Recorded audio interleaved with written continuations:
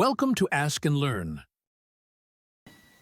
We want to sketch the graph y is equal to x to the fourth minus 8x squared plus 8. Now, in this chapter, they give us this laundry list of steps we should follow in graphing a function. So the first thing they say is we need to determine our domain. Well, in this case, our domain is just going to be all real numbers since it is a polynomial. The next thing they tell us to find is our intercepts. So let's go ahead and find our y-intercept first, since that's a little bit easier. So y-intercept, well, this is when x is equal to 0. And so x to the fourth and x squared will both be 0, so we just be left with y is equal to 8. Now, for our x-intercept, we want y equal to 0, so we get 0 is equal to x to the fourth minus 8x squared plus 8. And you might notice that this here kind of looks like a quadratic, even though it's to the power of 4, because we can write this as x squared squared minus 8x squared plus 8. So that means we can let x squared be equal to, well, the quadratic formula says negative b, so 8 plus or minus b squared, so 64, minus 4ac, which is going to be 32, all over 2a, which would just be 2. Now, this here, I'll go ahead and simplify to 4 plus or minus the square root of 8. And since it's supposed to be x squared, we're going to need to square root each side. So we're going to get, well, not x squared anymore, but just x is equal to plus or minus the square root of 4 plus minus the square root of 8. So these would be our 4 values for our x-intercepts. And we know that 4 minus the square root of 8 will be bigger than 0, just because the square root of 16 is 4. So comparing the square root of 16 versus the square root of 8, we would know that 4 would be larger. All right, so all 4 of those are defined real numbers. Now, the next thing they tell us is to look for symmetry in our graph. So step 3 is symmetry. And by that, we mean, so if we call y f of x, we want to figure out what f of negative x is. Well, the squared and the fourth term will turn negative x to just x. So this would be x to the fourth minus 8x squared plus 8. So this is equal to f of x. And so since f of negative x is equal to f of x, this implies the function is even. Or symmetric across the y-axis. So if we graph one side of this, we'll be able to graph the other as well, since we'll just reflect everything over. All right, the next step they say we should do is find any asymptotes. We know since this is a polynomial, there should be no asymptotes, but we can use that similar logic to figure out the end behavior. So we're going to look at the limit as x approaches infinity of f of x. Well, our largest term would be x to the fourth, so that's going to dominate eventually. So x to the fourth there will go to infinity as x goes to infinity, and since x to the fourth is even, it should have the same behavior on both sides, which we also know from the symmetry of this. Okay, now the next thing they want us to find is intervals where it is increasing and decreasing. So actually, so I'll go ahead and put 5 and 6 together. So 5 and 6, we want to find intervals where it is increasing slash decreasing and max slash mins. And I should say local max slash mins. All right, so to figure out where it's increasing or decreasing, we're going to want to look at the first derivative. So y prime is equal to the derivative with respect to x of x to the fourth minus 8x squared plus 8.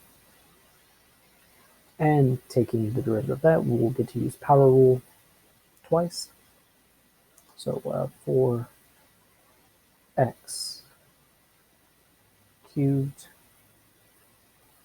minus 16x. Now, to figure out where this will be increasing and decreasing, we need to figure out where y prime will be less than 0 and where y prime will be strictly greater than 0. So when it's less than 0, it is decreasing. And when it's strictly greater than 0, it is increasing. Now, I'm not going to actually go through the whole process of doing this. So I'm just going to say what we get when we do solve it. But what would we do is we would set that equal to 0, set it less than 0, or set it equal to greater than 0. Ugh, I'm stumbling over my words. And solve for that, and then where it's less than 0, it would be just the other interval. All right, so for where this is going to be increasing or decreasing, we are going to get, so our decreasing interval should be negative infinity to negative 2, union 0 to 2, and where our derivative will be greater than 0 is going to be negative 2 to 0 and 0 and then 2 to infinity. Let me just make sure. Yeah. All right, so now looking at this, you might notice that we have these critical points that we would get from here also being negative 2, 0, and 2. So these would be our critical points, or in other words, where this function here is equal to, did I mean to do that? Where this function is equal to 0. So equal to 0 gives these critical points here. Or you can just look at these intervals and see where they're changing. All right.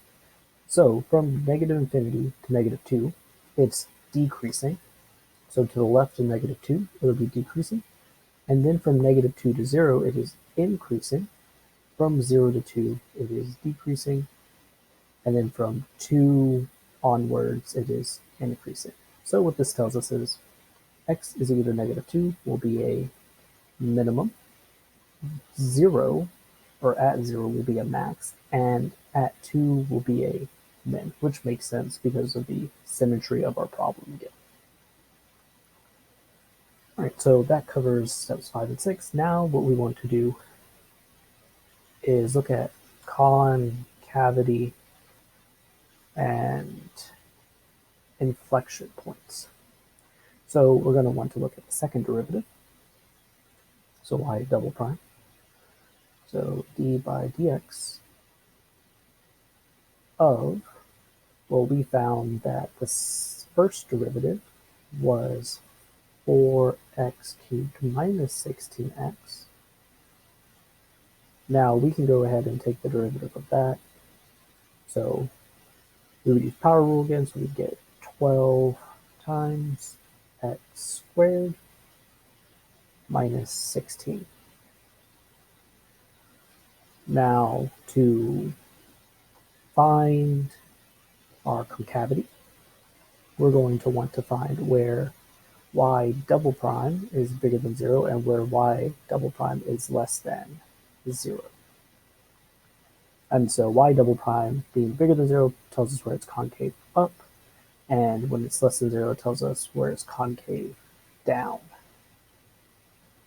And just like before, we would just set this function here equal to 0 or greater than 0 and then go ahead and solve. And doing that, we will end up with, so for concave up, it should be negative infinity to negative 2 over the square root of 3. And it is also concave up on 2 to the square root of 3 to infinity. And the function is concave down on that middle interval. So negative 2 over the square root of 3 to 2 over the square root of 3. And because we have this change in concavity at the square root of 2, or 2 over the square root of 3, both plus or minus, we get that our inflection points are going to be plus or minus the square root of, square root's in the denominator, 2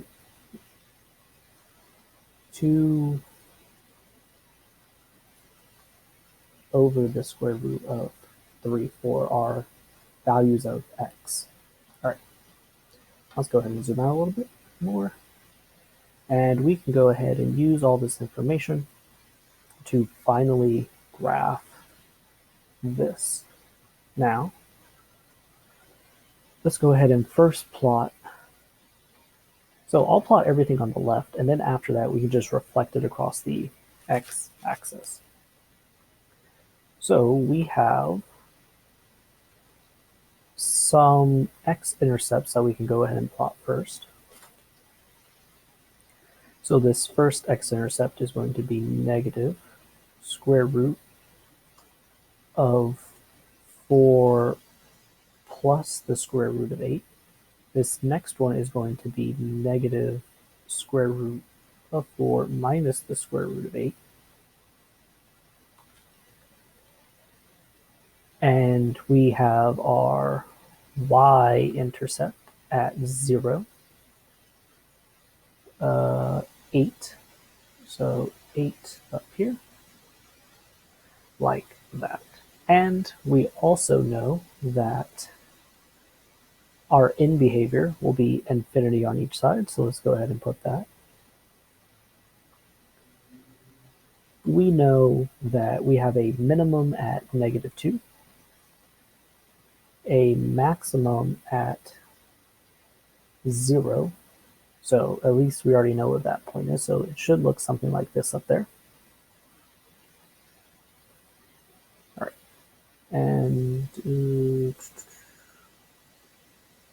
and we'll also need to plot the concavity at 2 over the square root of 3. All right.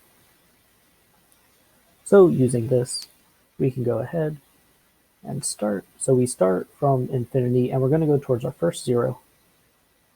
And we would pass through, and then we know, since negative 2 is supposed to be a minimum, it's going to curve up at some point like this. And then we're going to have to hit our next interval, or our next x-intercept, and this is going to go on until we hit our y-intercept, because that's our next point, and we don't have any other critical values or anything like that running around. And now all we need to do is reflect this graph across. So it's going to look something kind of like this here again. And we got the right-hand side by just reflecting left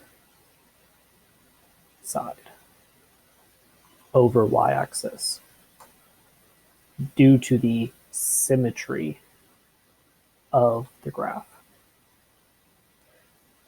So this is just what a sketch of it would look like. You can make it a little bit more detailed, but since we just want to sketch and get an idea of what it should look like, I think this is more than enough for us to do.